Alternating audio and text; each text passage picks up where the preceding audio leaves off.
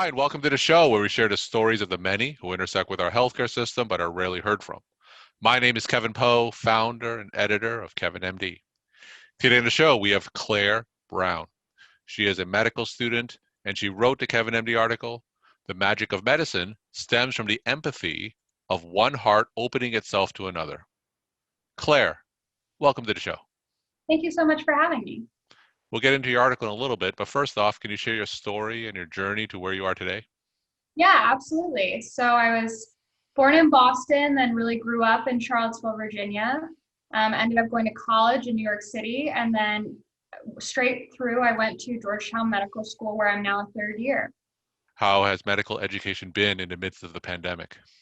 Yeah, it's definitely been different. I was just finishing my step one exam, so I was coming off, feeling triumphant, ready to go into the clinical rotations, right when COVID really hit. And so our administration did a great job of reworking our schedules and making a virtual curriculum for 2 months when we were unable to start in the hospitals. And I was finally able to start going into the hospitals in August and start really working with teams and seeing patients. So over the past year of the pandemic, during your medical school training, what's something that you've learned over this past year that you feel you could share with your other medical student colleagues who may be listening to this?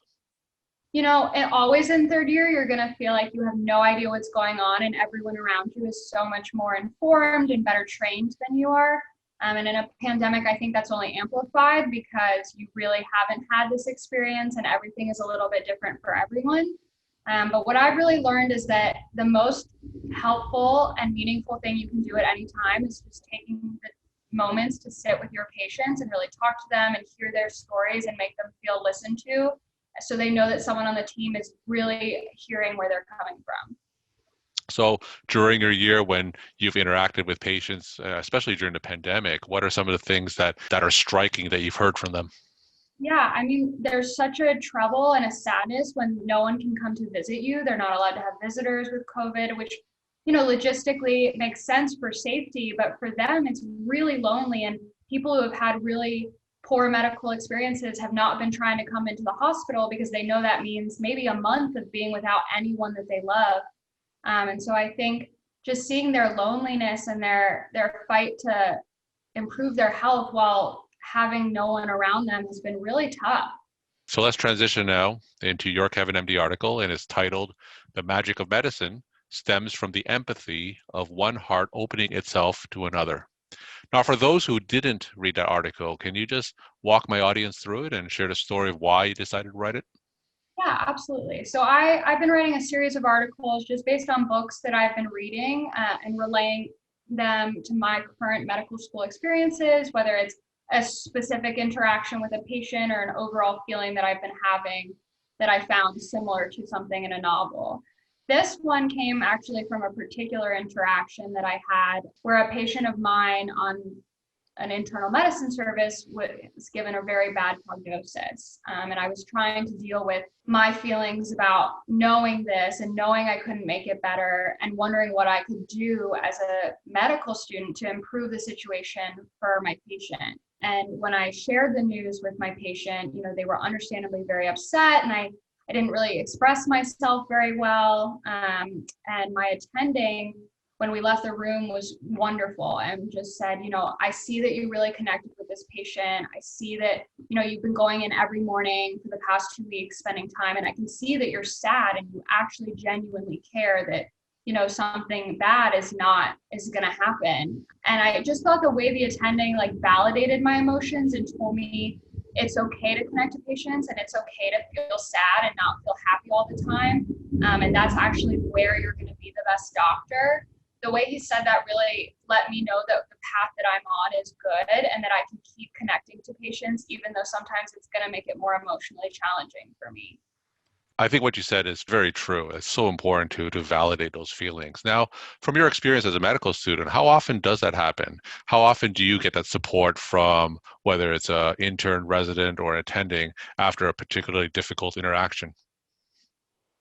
I think I've been very lucky to work with great mentors, and I think I've had a lot of residents or attendings who have noticed when I've really connected to patients or I'm really trying to, make something work that might just not be working, or there's a difficult situation that I'm struggling with.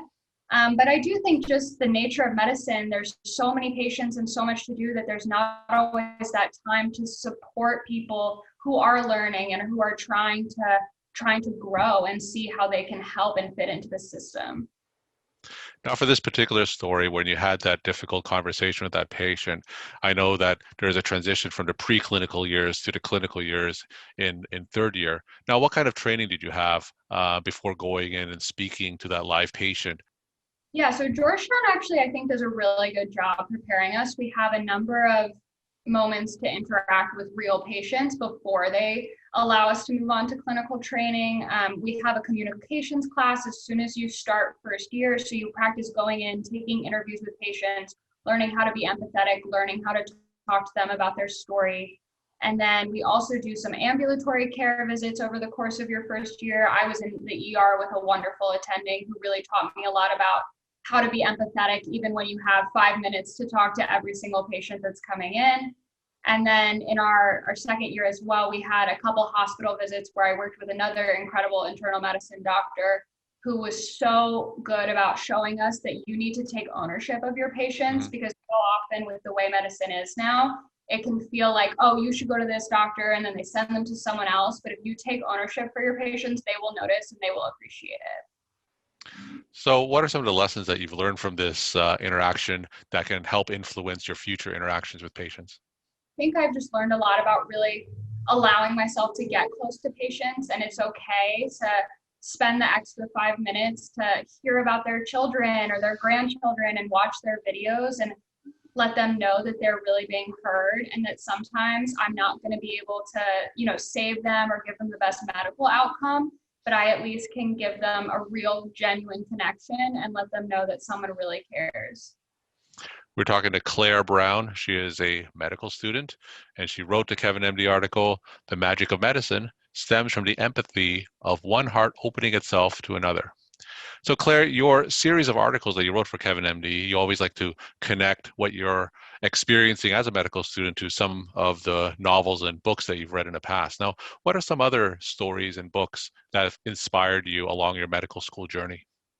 So I'm involved in this track at Georgetown Medical School called the Literature and Medicine track, and that's run by an incredible man, Dr. Dan Marshalik, and he suggests books that we all read, and we come together once a month, now virtually, and talk about them and analyze them and just generally have a sense of community. And a book we read last year was The Plague by Albert Camus, which is very relevant to our current situation with the pandemic. And that book just really inspired me because it talks about a doctor who's in such a horrible, difficult, impossible situation, who goes against everything to keep working to save his patients, even when he knows he won't save all of them. And that just really spoke to me as someone about to start clinical rotations, about, how do we push on and how do we be resilient even in the toughest of times. So I know in medical school, there's a tremendous amount of reading that you have to do for your courses for step 1 and step 2. Now, why is it important for medical students to read outside their curriculum and to read great works of literature, for instance? Yeah, I think that my answer is twofold. The first is that reading people's stories and learning other opinions and perspectives will always help you be a better doctor, because you will be better at understanding where someone else might be coming from. The other thing is that, Dr. Marshalik has actually done a lot of work about physician burnout, and they've shown that the more books you read in a month, the less likely you are to burn out. Now, that might be related to you having a little bit more time to actually read, but it also shows that when you take time to care for yourself and rejuvenate in a way, if that's reading for you, it can actually be really meaningful for your career. And during the pandemic, a lot of medical students are undergoing challenges. What are some advice and tips that you could share with them that you've learned from your own journey? Yeah, I think one of my biggest things is talk about how you're feeling. I can guarantee that someone else is feeling probably similar to how you're feeling. There's been so many times where I felt really down or thought that I'm not doing a good job and I'm the only one that feels that way. And as soon as I've expressed that to another medical student, they've said, I'm actually going through that exact same thing. And so share how you're feeling, because it will feel validating to know that other people share your emotions. And my final question, what's your take-home message you want to leave with the KevinMD audience? Yeah, I would say just take the time to get to know people's stories, show them that you care, and take a moment to not think about the other 5 things you have to do and just sit down and really have a genuine connection.